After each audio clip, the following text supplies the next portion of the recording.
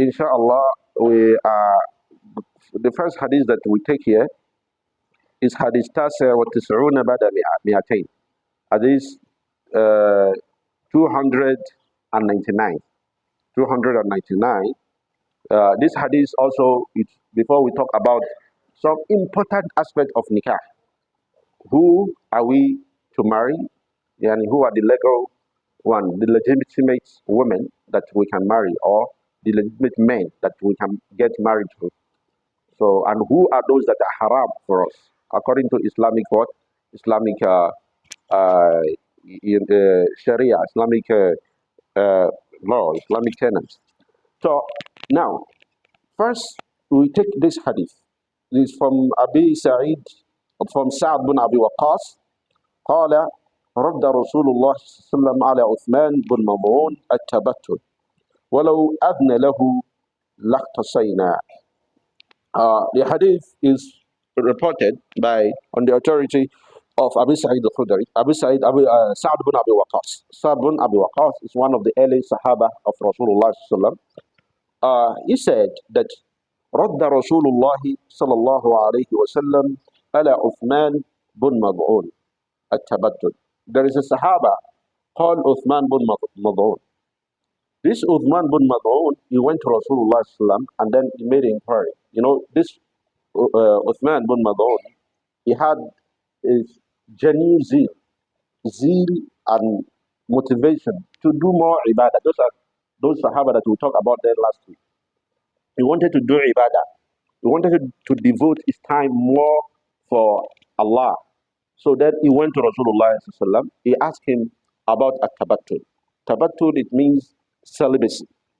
Celibacy, that is for someone to cut himself from having family.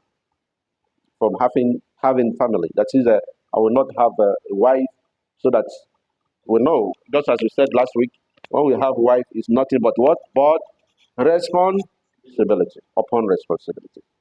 And he said, so that I can concentrate more on the ibadah. I can have enough time for me to do tahajjud, enough time for me to do fasting, enough time for me to commit myself to the way of Allah subhanahu wa ta'ala.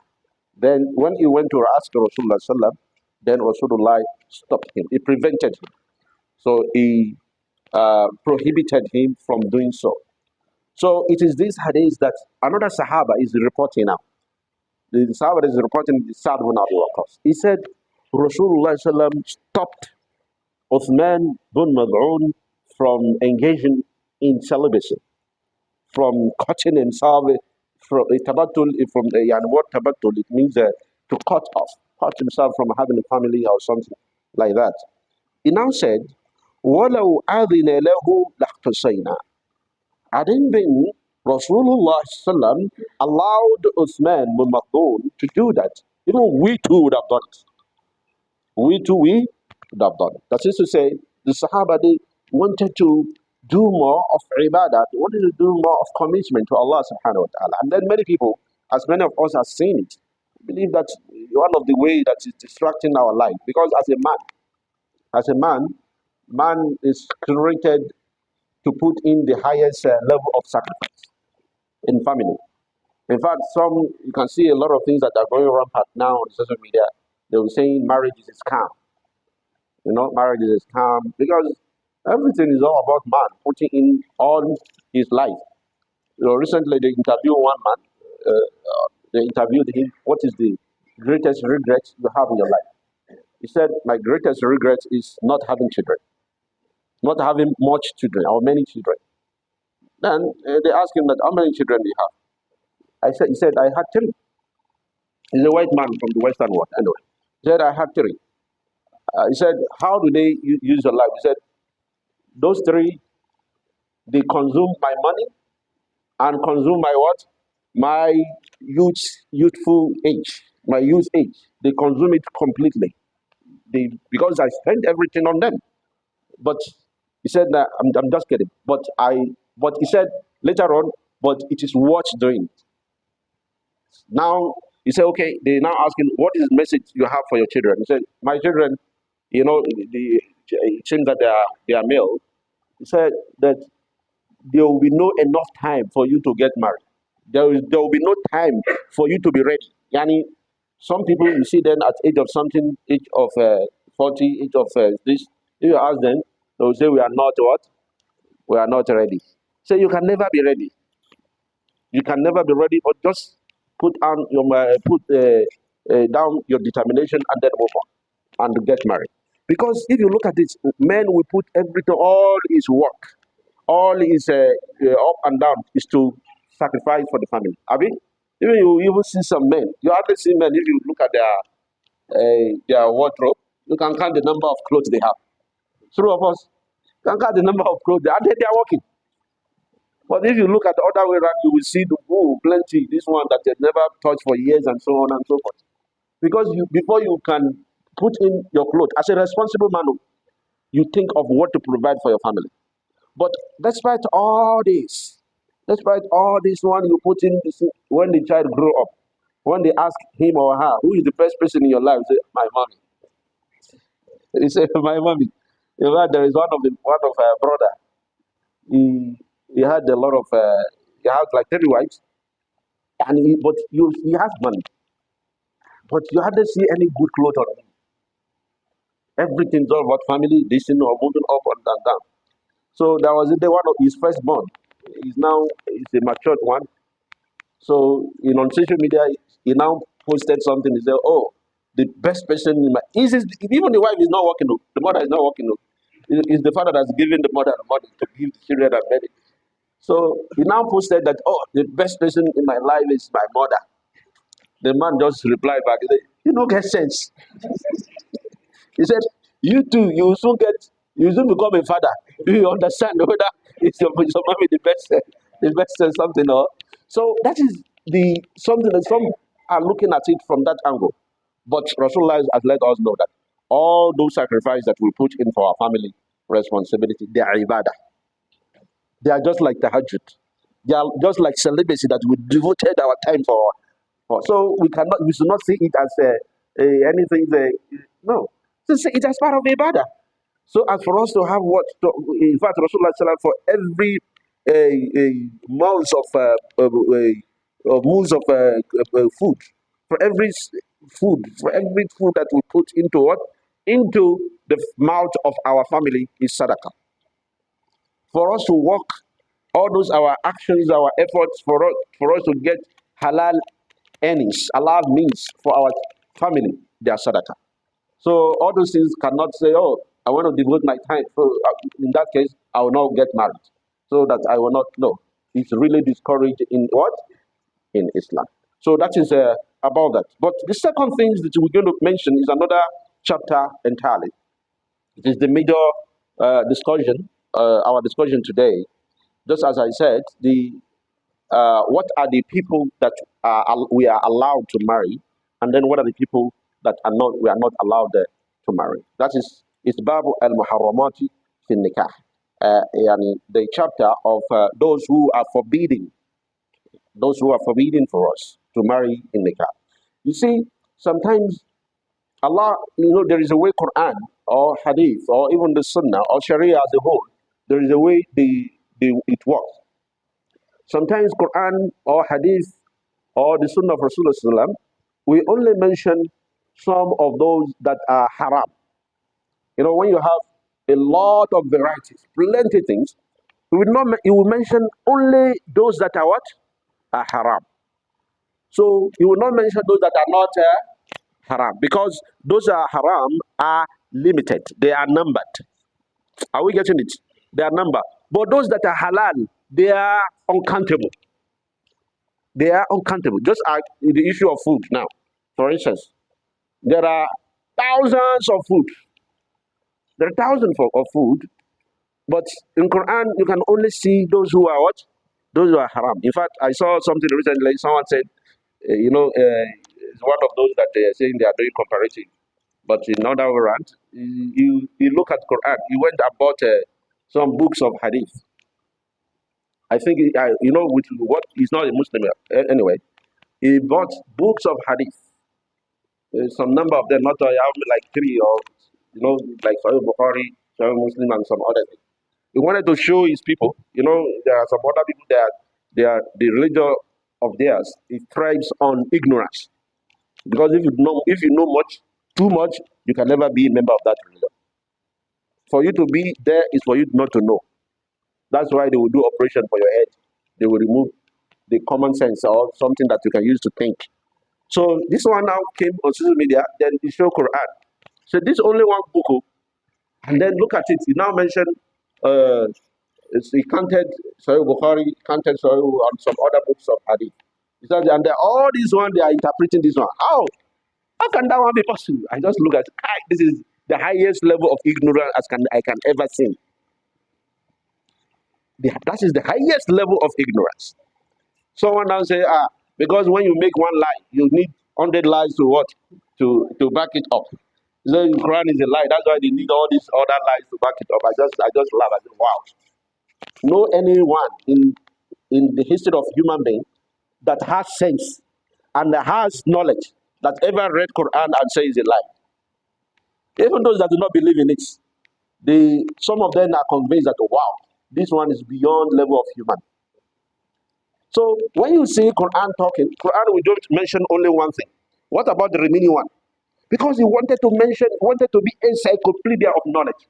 For you to be encyclopedia, to have that kind of knowledge that is contained in Quran, for you to break it down 100%, maybe Quran would have been like 100 volumes of that type of Quran we have, so that it can encompass everything. So that it can encompass what? It can carry all the knowledge. But Quran will not take it that way. It will now mention one aspect. Naturally, your instinct will tell you that other one that did not mention, they are the haram, they are the halal. Look at it in Quran. Quran mentioned only those who are forbidden to marry. It mentioned them few in number. So it now said, وَأُحِلَّ لَكُمْ مَا وَرَاءَ ذَلِكُمْ. Any other thing apart from those who mentioned, they are your halal. So some scholars they will now went on, they will go on and break it down. That these are the things, these are the things, these are the explanations that they are saying. That I just look and say, wow, this is the highest step. And by the way, all those books that he mentioned, they are the book of Hadith of Rasulullah Sallallahu Alaihi Wasallam. Even though some aspect of hadith. What is hadith in the first place? It means the statement, the action, or the record of the statement, action or inaction, or tacit approval or disapproval of Rasulullah. We're talking about someone who spent like 23 years calling people into dawah. People are recording everything about his what? About his life, how he used to drink, how he used to sleep, how he used to this. Even those that did not even record when he was alive, they went to his wife. They asked him. They asked them how he used to do. The compilation of all those things. You don't expect it to be much like that. We are talking about someone that spent 20. You alone now. That some people that their life is meaningless. If someone should watch you to put you under observation for only one day, I can make how many books in that is meaningless life. I can make any books that he woke up as around so in the morning. He did this something. Then this is what it means in that. That is the whole one day. And now we are talking about a whole what 23 years. Even some of them, even before he was a prophet, making all together 63 what? How he was born and everything. And they don't expect it to be much like that. I can't even imagine that kind of something. And another thing is that the more the book is valid, the more the commentary on it. That is just the reality of something. We have seen the book of Shakespeare. That's only one something like this. How many pages? You hear different explanation, different. That is shows that thing is very what? Is very valuable. May Allah open people's mind.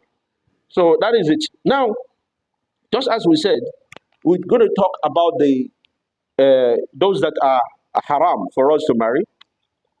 Yani, this group, this topic is divided into two. There are some, they are called kismu yuhram ila al-abad. There are some that they are haram, they are forbidden forever. They are the one that they called permanent impediments. Yani, they are permanently haram, can never marry them. Okay? There are some that they are qismu yuhram ila amali.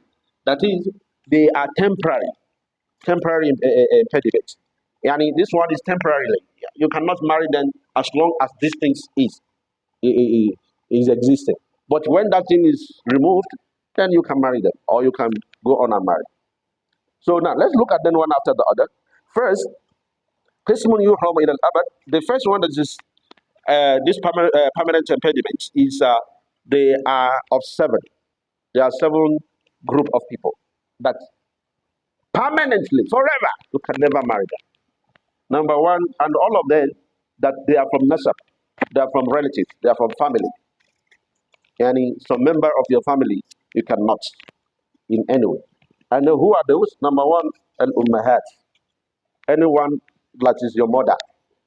Allah Akbar. Your mother, even your grandmother, your great great grandmother, no matter how high it is, you can never marry your what? Your mother. And not even only marry, have any intimacy with the mother. But so sadly, we have seen a lot of cases. They will call him is the husband of his mother. It's not that well, there's some mother. It's very common in some languages. They will be referring to their children as my husband. It does not mean the husband really, but they mean the one that I take care of them and so on.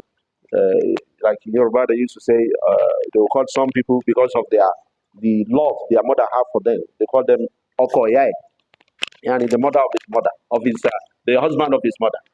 Yeah, but did not mean that. But there are some that they are having intimacy with their mother, not like animal.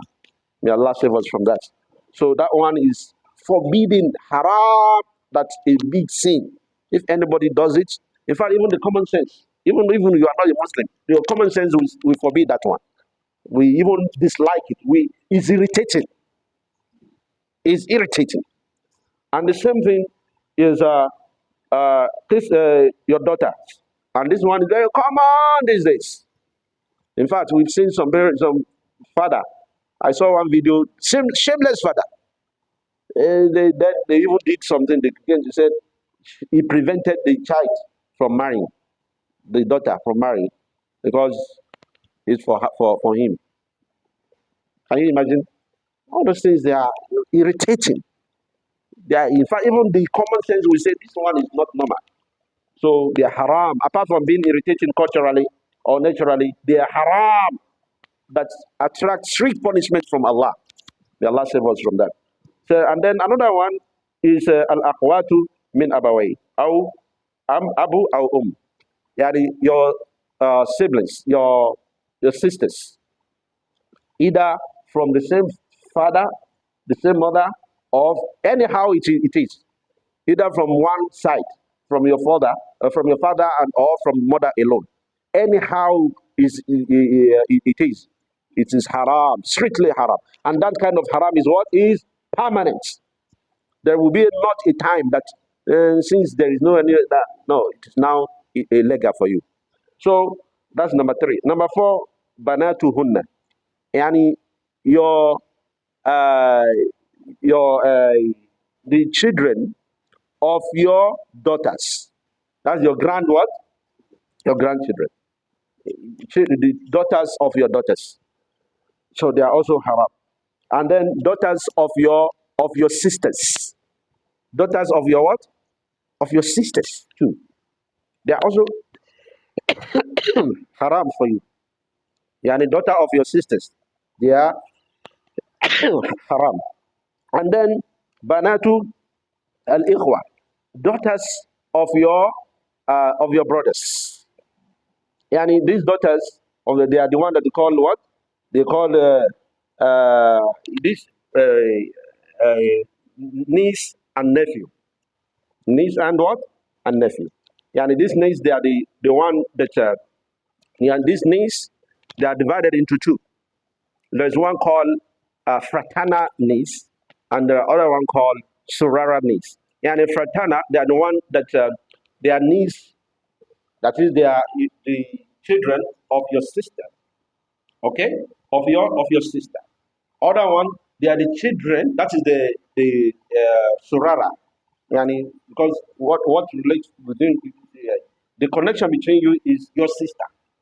The other one that is fratana, if it is your brother, They are daughters of your brother. That one is Fratana. It's also haram. Any form, your niece, they are haram, that you can never do that. And also, the same thing when we talk about niece, nephew too.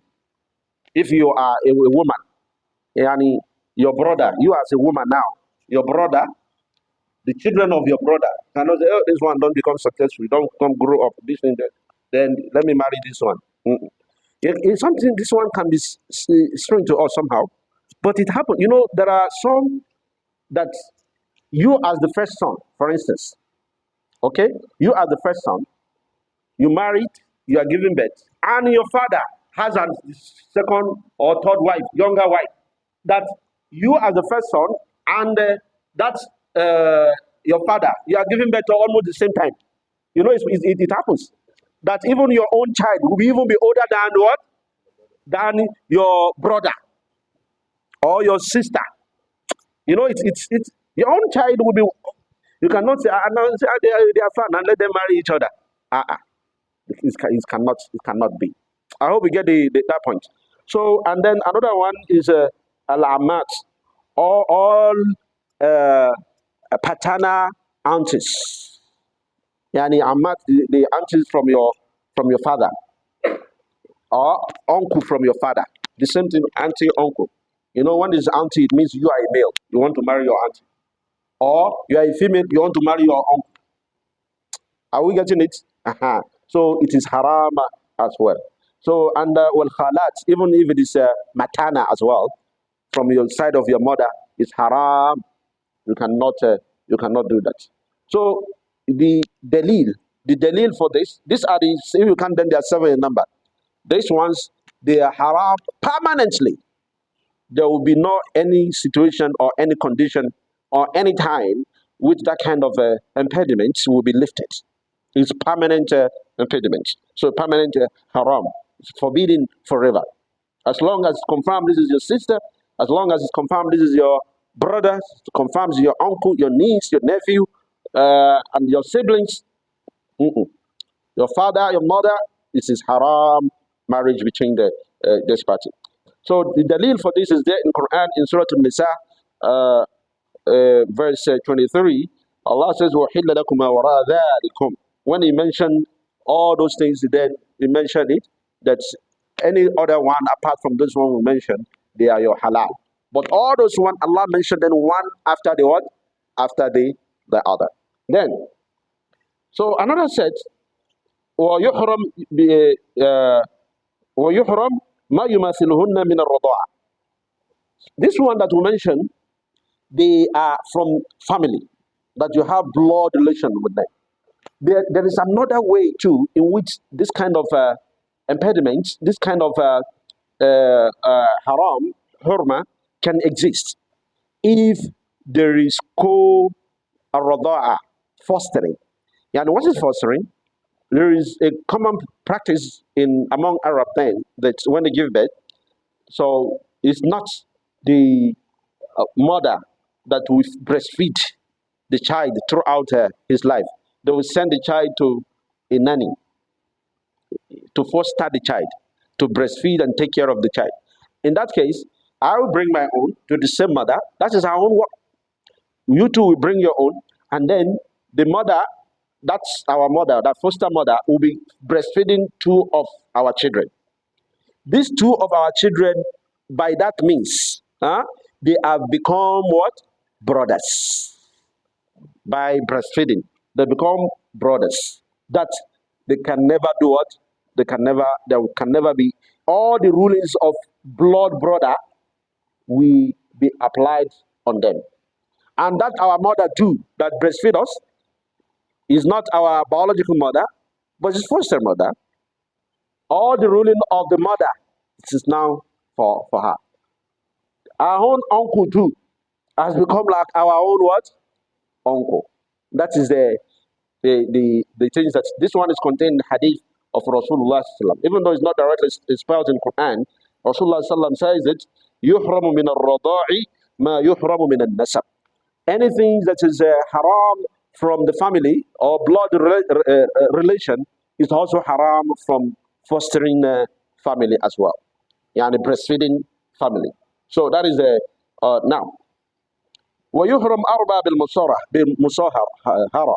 And then there are, apart from this one we mentioned, that are also part of a permanent impediment, there are also some other ones that are haram. And we said 7 of them, they are from relatives. We mentioned them all. And then we mentioned other 7 that from fostering brother or fostering family, fostering mother. So apart from this, there are also 4 that are haram as a result of what? Of marriage. There are also 4 that are haram as a result of marriage. Is marriage that what? That made them haram, not blood relation. One is that ummahatu zawjat wa in alawna, mothers of the wives, mother of someone's wife, they are also haram. The moment you marry the mother, and then your married daughter, or and you have intimacy with her, the mother has become your mother. Haram. No any form of. I will explain in the what is it called? The implication of this. Apart from marriage, there is other implication. Because when we say someone is haram, you cannot marry him. It means that person is your own muhrim. Yani your mahram. Yani is your own mahram. That's your person. That person is your own mahram. It means is someone that if you are not in full hijab, there is no problem. Are we getting it? It is someone that if you are not in full hijab with, you are not in full your hijab, there is no problem with that. That is it. That is the implication. It's someone that can travel with you. Okay, can travel with a woman with no any problem as you serve as protected, because normally you cannot do what, you cannot marry such person. Are we getting it? It means if you cannot marry him, it's not legal for you to have any intimacy with one another unless the head is having some sparks, some touching. So if it is normal, even your mind too will irritate it. That no, Abba, my sister, Abba, my this, so the mother of your what? Of your wives. And also the banatuhunna wa inna zanna in kana qad dakhala bihinna. And also the children, the daughters of your wives. How? Your daughter of the wife may not be your own daughter. Is it not possible? It's possible. Maybe the woman is a divorcee or a widower, married to someone else before. And then from that one, he got a what? A daughter. Okay, we got a daughter. We are going to see some important hadith that are here, inshallah. So, he has a daughter. That daughter, you cannot marry her as long as you have entered with the mother. You cannot marry the daughter. The daughter. Now, was zawjatul aba and wives of your father. This one is very, very, very was rampant. Was before rampant among some tribe, even here in Nigeria, that just as we said before, the first son grown up, the father has some younger wives. After the father died, they say they will call it Osuloko. Is the one that will give her to him, and as part of the property of the father. So now his brother something that will take over the property, including the what, including the wives of the father. That is haram, haram. Anybody that does that is as if he's sleeping with his what, with his mother, with his direct mother. So was zawjatul abna, and also the wives of the children as well. Wives of the what? Of the children. His child had a beautiful wife, young one. After that one, the daughter, the son died, and then the father said, Babaku, Babaloku. But one Baba don't die. There's another Baba that is in existence. Is alive. That one is not what? Is not allowed in Islam. So, okay, if you look at all these 4 we mentioned, what made them haram is what? Is marriage. Abi? Ordinarily, if there is no marriage, there is no problem. All this one is permanently, they are permanently haram. Quickly, let's talk about the those that are temporary. Those that are temporary, it means it is haram now. It may be haram, it may be halal tomorrow. Haram now, it may be halal tomorrow. For example, uh, sisters of your wife.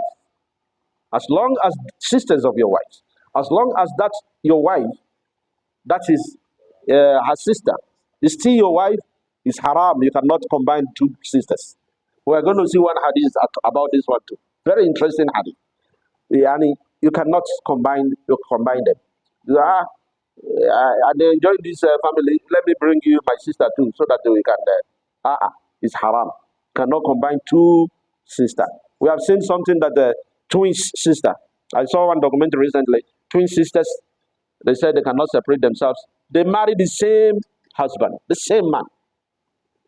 This is haram in Islam. It's one of those that are calling themselves civilized nation.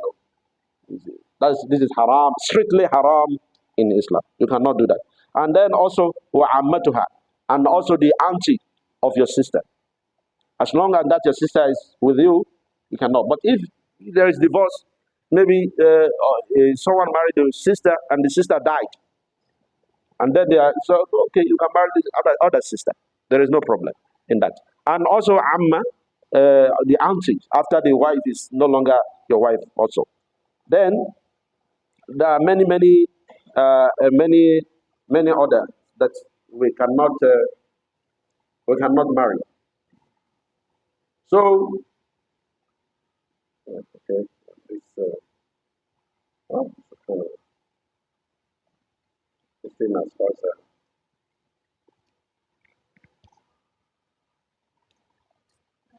a problem with this something. Just open from page 700 and something. You move to page 600 and something. You move to page 100 and something. Okay, let me talk about the hadith. One of the Sahaba of Rasulullah, one of the wives of Rasulullah sallallahu alaihi wasallam, she went to Rasulullah sallallahu. The summary of that is that she went to Rasulullah sallallahu. She told Rasulullah sallallahu, "Oh, you prophet of Allah, I want you to marry my sister. I want you to marry my sister." Yani, because of number one, then Rasulullah asked her. What she said, we're going to tell the reason. She said, "Oh, I want you to marry my sister, my direct sister." When she said that, Rasulullah said, "Atuhibbina dhalik? Do you like that?" First thing that Rasulullah wanted to confirm is that naturally, no matter how strong love between a member of family, they don't like to share their husband with anybody. It's naturally for women to have what is called constructive jealousy. It's normal. If you want to see other side of your wife that you have been so nice to you, just let her know that you want to marry second wife. That's when you will know your face. You will know your level. It's natural. It's natural. No matter how the thing is, it is. That's why Islam give this thing to women. Yani, mashallah. So this woman went to Rasulullah sallallahu and said, I want you to marry my sister. Then Rasulullah asked her that, and you love that? Said yes. The reason is that so that I will not be Allah Akbar. Can you just see? These are the highest level of selflessness. Selflessness. He said that because I don't want to be alone.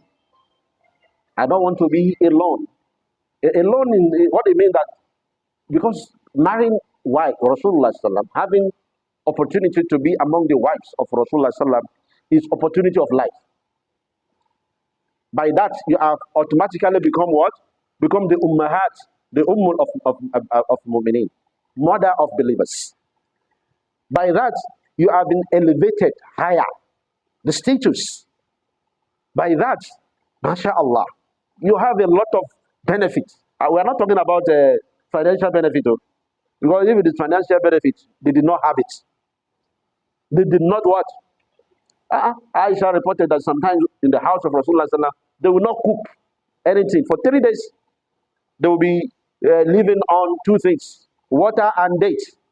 Eat dates too in the morning. Drink water. Alhamdulillah. And the wife of Rasulullah sallallahu. So that means it's not when we are saying all women, the women love money. Not all women. Not all what? All women. There are some that they can sacrifice, especially when they see other what. In fact, the biggest thing that women love most, money too is part of it, but the biggest thing that women love most, if I should tell you, is fame. The biggest thing, the best point of attraction to women most is what? Is fame. That my husband, now he's popular, rich everywhere. You will go to any, she will go to somewhere, she would like to introduce me now. Not be me the wife of that celebrity or the one that everybody knows. Fame. That's number one. If you see someone that's very famous now, wallahi, as in all women, they'll be running after him. Even though they knew that he's here to get money, but they believe that that fame is something big. That's number one thing women like most. So this wife, as we said, she went to Rasulullah sallam. She said, "Oh, you prophets, I want you to marry my sister." And then Rasulullah asked her, "You love that?" She said the reason. The reason is that I don't want to be alone enjoying this. Then Rasulullah sallam let her know that I cannot marry your sister. I cannot marry your sister because she's not halal to me. She's not what?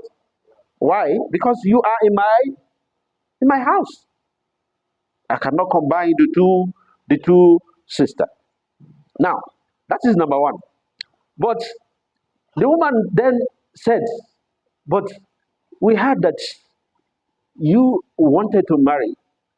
I want us to listen to this very well. We heard that you wanted to marry Salma. You wanted to marry Salma,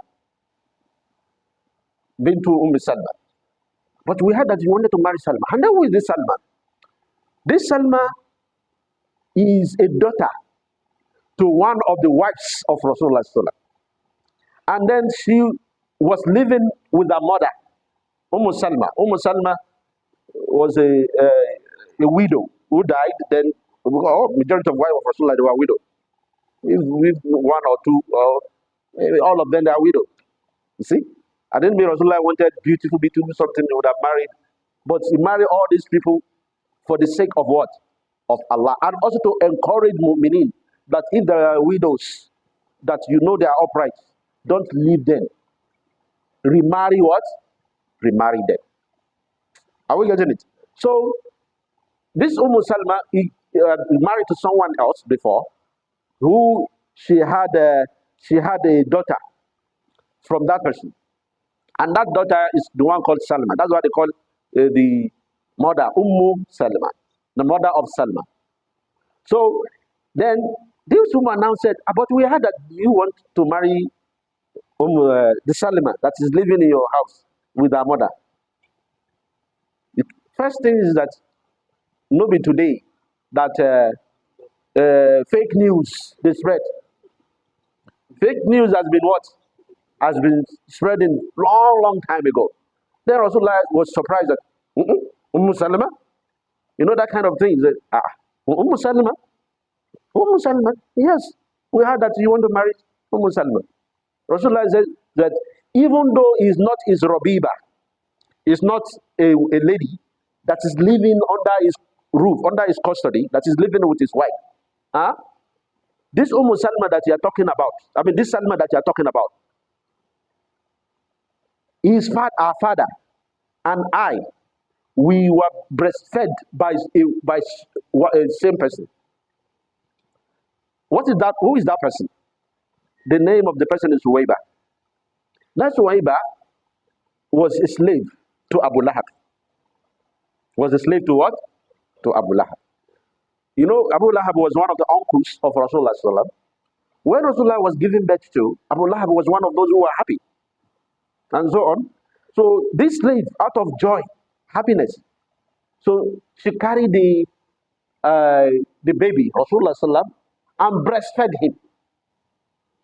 She breastfed him. You know that the moment you breastfed, it will be on record that, oh, you have been breastfed by someone. You've been fostered by someone. And that same Thuwaiba also breastfed the father of Salma. Rasulullah let them know. Look at Rasulullah sallam.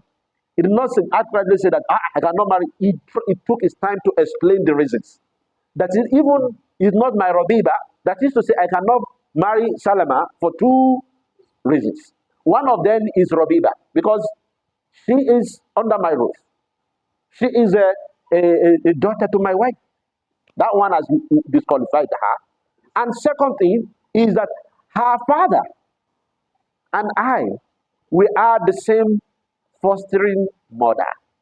The mother that, so in that case, in fact, our own what? Haram is what? Is multiple. Then Rasulullah sallam told her that, you know, لا تعرضن علي بناتكم ولا إخواتكم. Please, the Allah, don't bring your sisters or your daughters for me to marry. Abba, Abba. You know, that kind of thing, they see that, oh, this is opportunity. The biggest opportunity that you can have is for you to marry what? Rasulullah. I didn't mean all the women that wanted to marry Rasulullah sallam. I didn't mean he married them all. That's why some they look at some others that marry. Why Rasulullah is marrying the what? The divorcee, the major one that is not even divorcee or a widow among them is who? Aisha. Aisha only. Even that Aisha do they still have issue with it? With they still have issue with that. That is to say, there is no way you can save from human. So I think, Subhanallah. So that is the for that. Inshallah, we're going to stop here. If time permits us, next week we're going to do more on this Muharramat min al-Nisa. So if there is any questions or anything, please we can ask.